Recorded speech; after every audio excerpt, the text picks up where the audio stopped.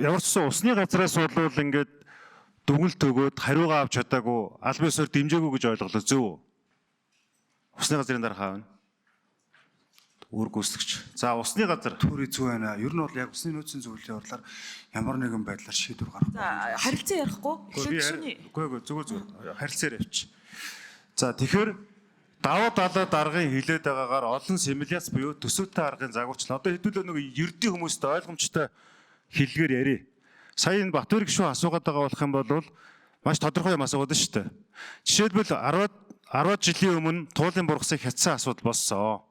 За ингээ олон төрлийн бас байгууллагууд гарч ирсэн. Энэ улсын хурлын гишүүн шижир тухайн үед бас олон нийтийн мэдээллээр энэ туулын бургасыг хятсан зургийг гаргаад араас нь маш олон үйл явдлууд өрнөд ингээд энэ туул голын дагуух маш олон барилгын ажлууд хууль бусаар явж исэн барилгын ажлууд зогсож ирсэн. За тухайн үед бол мод судлаач, дендрологчд буюу байгаль орчны үнэлгээ хийдэг хүмүүс төрийн бас байгууллагууд туул гол ойролцоогоор өдөрт 300 гаруй сая литр усыг Улаанбаатарчуудад өгж гинөө. За 2030 он хүртэл одоо бид нар энэ усандаа ингээд хайр гамгүй яваад байх юм бол 700 сая литрийн хэрэгцээ Улаанбаатарчуудад гарах гад байна. Улаанбаатарын дундуур туул гол маань өөрөө явах замдаа урсах явцдаа маш их бохирдол авдаг. Дээрээс нь тодорхой хэмжээгээр 3-2-оор цэвэршүүлсэн төв цэвэрлэх байгууламжийн нөгөө цэвэршүүлсэн саарл ус чинь буцаад туул гол руу явдаг. Цаашлаад энэ Төв аймгийн Алтан булаг сумын хойгуур одоо нутаг дэвсгэрээр туул гол урсгатаа тэнд экологийн сүрлүүд дагуулдаг. Тэгэхээр одоогийн энэ одоо усны газар бол ингээд яг уу хилээд байгаа нь бол бид нар ингээд бүрэн дүүрэн зөвшөөрөл өгсөн гэж хэлэхгүй байна. За холбогдох яамд нь болохоор ингээд нэг юм засвартайгаар дэмжсэн гэдэг хачин юм ярьж байна. Тэгэхээр эн чинь ингээд өөрөлдвөл байгаль орчинд нөлөөлөх тэр тооцоол үнэлгээ нь хангалттай нотлогдоогүй байхад хүчиндээ явчихж байгаа үйлдэл биш юм уу? Тэгэхээр одоо энэ төсөл хэрэгжсэн тохиолдолд жишээлбэл өдөртөө Улаанбаатар хотод нөгөө 300 сая литр ус өгöd байгаа нь барилгын бүтээн байгуулалтын явцад хичнээн сая литрээр танагдаж хасагдах юм. Буцаад энэ нь ингээ эргэс ирэх юм уу? Монгол улсын нутаг дэвсгэртээр мод судлаач, дендрологчдын хэлж байгаагаар нь 37-8 төрлийн бургас ургадаг. Гэтэ яг энэ туулын хөвөөгөр ургаад байгаа бургас нь бол яг энэ экосистемд тохирсон зүйл гэж үздэг. Тэгэхэд одоо ингээ харж байхад бол том машин механизмаар ингээд үндсээр нь булгалж авч байгаа тэр бургасууд дахиад нөхөн сэргийгдэх гэсэн баталгаа бол байхгүй. Тэр ингээд юу гэдэндээ нэг юм хийхээр нөгөөхийг үгүйсгдэг, ингээ улс төрийн сэдв болгодог, төр хүчирхийлж байгаа нөхцөлөд л үүсгээд байдаг. Тэр энэ дээр одоо жишээлбэл даваа талаа даргатай хариулаач хичнээн төрлийн симуляц гэж яриад байгаа юм бэ. Яг энэ юуны саяны ингээд замын эрчтэй холбоотой симуляц гараад байгаа ч гэсэн байгаль орчны симуляц нь яг байгаа мó? Байгаль орчны хідэн төрлийн симуляц байгаа юм. Энэ байгаль орчны симуляцыг мэргэжлийн байгууллагууд зөвшөөрч байгаа мó? За энэ асуултанд хариулт авъя эхлээд. Эрдэнэт гишүүний асуултанд хариулъя. Яцэг дарга 1-р орлогч даваад талаа. За байгаль орчны нарийдсан үнэлгээ ингээд батлагдсан. Энэ дээр ус, хөрс, амтан, ургамал, мод усан дээр нөлөөлөх үнэлгээнүүд бол бүгд батлагдаад ингээ гарсан. За усны гадаргын урсц, гадаргын усны нөөц, гадаргын усны ус урах талбай, гүний усны хомсдол дээр барилга угсралтын үед 6.6 буюу дунд үнэлгээтэй, ашиглалтын үед 2.3 буюу ногоон өнгөтэй маш бага үнэлгээтэй гэж ингэж батлагдаад гарсан. За ингээд ургамал, амтан бүх нарийн судлаачны ингээд Текол гэдэг компани гүйцэтгээд ингээд Монгол эрдэмтэд энэ дээр ажиллаад ингээд байгаль орчны яамны дэрэгдэх эрдэмтдийн зөвлөлөөр бол бүрэн орж ингээд танилцуулагдсан. За агаарын чанарт үзүүлэх нөлөө, газаргын гадаргад хөрсний бүрхөвч усан орчинд ургамлын нөмрөгт үзүүлэх сөрөг нөлөө, амтны аймагт үзүүлэх нөлөө, нийгмийн нөлөөлөл, асфальтын заавууд гэх. Тэгээ энд барилга угсралтын үед хэрхэн нөлөөлөх юм? Ашиглалтын үед хэрхэн нөлөөлөх юм буюу ашиглалтын орц. За нийт дүгнэлтээр нь авч үзэх юм бол барилга угсралтын үед бол дунд зэргийн нөлөөтэй юм байна. Ашиглалтын үед бол маш бага нөлөөтэй юм байна гэж гарсан. Ингээд төрөүний байгаль орчны яамнаас танилцуулагдсанаар за байгаль орчинд төсөл хэрэгжүүлж явах үед хэрэгжүүлсний цаашаа үед ямар хэмжээний нөхөн сэргээлт байгаль орчны менежментийг хийж явах юм бэ гэдэг дээр за техникийн нөхөн сэргээлтэн дээр 604 сая төгрөг, за биологийн нөхөн сэргээлтнэр 907 сая төгрөг, нийт 1.5 их 80-ийн төгрөг, дээрээс нь ингээд зөвлөмжүүдтэй бол ингээд батлагдаад явсан. Үүнийхэн дагуу бид нар барилга угсралт наривцсан зургийн үед бол зөвлөмжүүдэд дагаад байгаль орчны менежментийн төлөвлөгөөг бол хэрэгжүүлээд явна.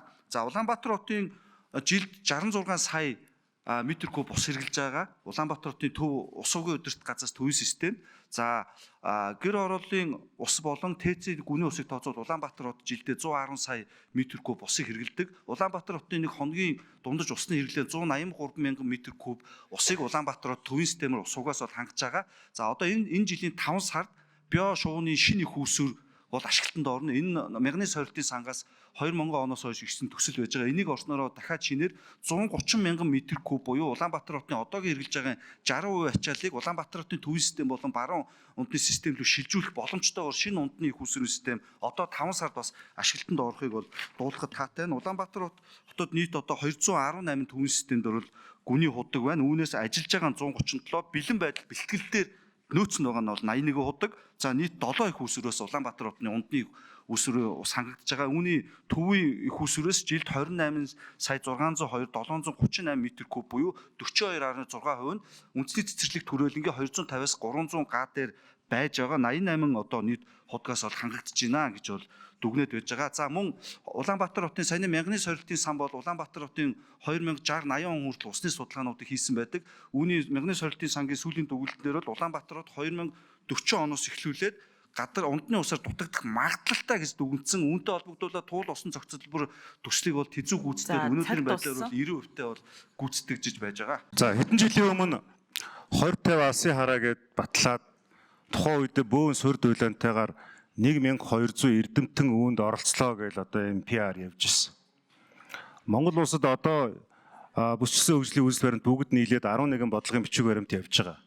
Яг бодит байдал дээр энэ бодлогын бичиг баримтууд нь хоорондоо маш олон янзаар зөрчилддөг. Нэг дарга, нэг засгийн газар унахаар дагаад тэр зүйлүүд нь ингээд алга болчдөг. Одоо ингээд бүсчсэн хөгжил нэг жил эрчтэй ярил одоо баахгүй. Одоо энэ төсвөн ч гэсэн тэгж явахаа болчихсон байгаа байхгүй юу? Тэр нэг юм мордохын хазгай гэдэг шиг баах юмнууд явдаг. За сая та хэлээд байна шүү дээ. Айгүй олон эрдэмтэд оролцсон судлаачид үнэлт өгөлт өгсөн гэд байна. Гэтэл энэ олон нийт чинь яагаад мэдээлэл байгаа. Тэгээ энэ улс төрчид юм уу албан тушаалтнууд л ингээд одоо тооцоо судалгаа байна л гэж яриад байгаа болохоос биш бодиттой энэ тооцоо судалгаа гаргалцсан эрдэмтэд нь хичнээн хүн байгаа. Ус судлаач хэдэн хүн байгаа. Яг энэ одоо таны саяны хэлээд байгаа үнэлгээнүүдээр гаргасан ямар хүмүүс байгаа. Тэр хүмүүсээ бас гарч ирээ тэд нар ингээд энэ мэрэгжлийн мэдээллүүдэд өгмөр шүү дээ. Тэгэхгүй болохоор одоо ингээд нөгөө аглогийн нөгөө хошин жог дээр гардаг шдэг байгаа штэ гэдэг нэг баахан бичиг гаргаж ирдэг шиг бидний үзээгүй хараагүй сайн мэдэхгүй олон нийтэд нээлттэй биш нь тодорхойгүй баахан ямиг л зэрэгцээ гаргаад ирдэг. Гэтэл одоо ингээд бодит байдал дээр эн чинь иргэд мдээгүй байна. Олон нийт энэ мэдих хэрэгээ идлээгүй шүү дээ. Сая одоо ингээд маш олон хилцүүлэг болсон гэдэг байгаа ч хаагур тэр хилцүүлэг нь явсан.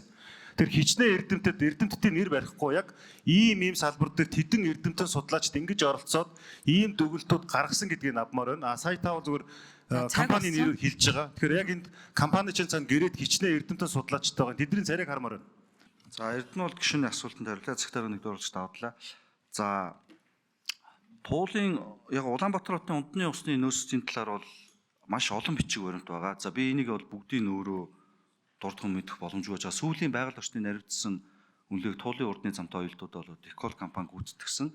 За Улаанбаатар хотны унтны усны гадаргуун одоо нөөцний талаар бол хамгийн сүүлд Америк нэгдсэн улсын мягны сорилтын сангийн одоо албан тайлан бол авсан. Мэдээж тэн дотор бол бүл бүтэн баг ажиллаж байгаа. За тэр одоо үндслэлтээр бол бид нэр Улаанбаатар хотын 2060 80 он 40 он хүртэл бол унтны усны нөөц хэрэглээнүүд бол хэрхэн хэрэгдэх талаар бол хийсэн. За туул усан зохицолборын төсөл бол бүгд найрамдах энэтхэг улсын KPMG гэдэг компани Шарма гэдэг одоо хүн удирдаад бол тэзүү 90% гүйцэтгэлтэй явж байгаа. 2040 онд Улаанбаатар хотын гадрууг 100 сая метр куб шоо усаар хангана. Үүний 50 сая метр куб нь үерийн усыг барих, 50 сая метр куб нь бол унтны усыг хангана гэж бол мэдээлэлтэй явж байгаа. За би өнөөдрийн хуралдаан дээр бас нийслэлийн одоо бодлого судалгааны хүрээлэнгийн эрдэмтэн баран чулуун доктор бас үндэсний аюулгүй байдлын зөвлөлдөр усны одоо тайлан ахалж ирсэн хүн Монгол улсын энэ ус Улаанбаатар хотын нөөцийн талаар бол одоо өөрөө маш олон бол тайлан ахалж ирсэн хүн бол энэ талаар бас дэлгэнгүй мэдээллийг ерөө ажлын хэсгийн дарга усвал та бас одоо бас авч болно.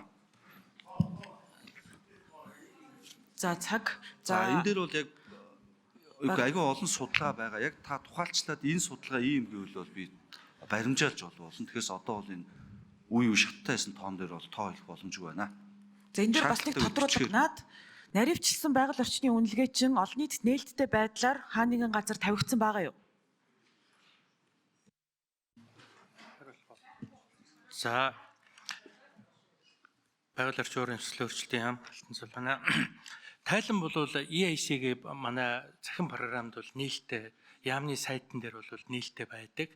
За төсөл хэрэгжүүлэгч мөн энд тайлан бол нээлттэй байх шаардлагыг байгаль орчин уурын өөрчлөлтийн яамнаас бол тавьдаг, шаарддаг. Тийм учраас бол иргэд авах боломж нь бол нээлттэй байгаа.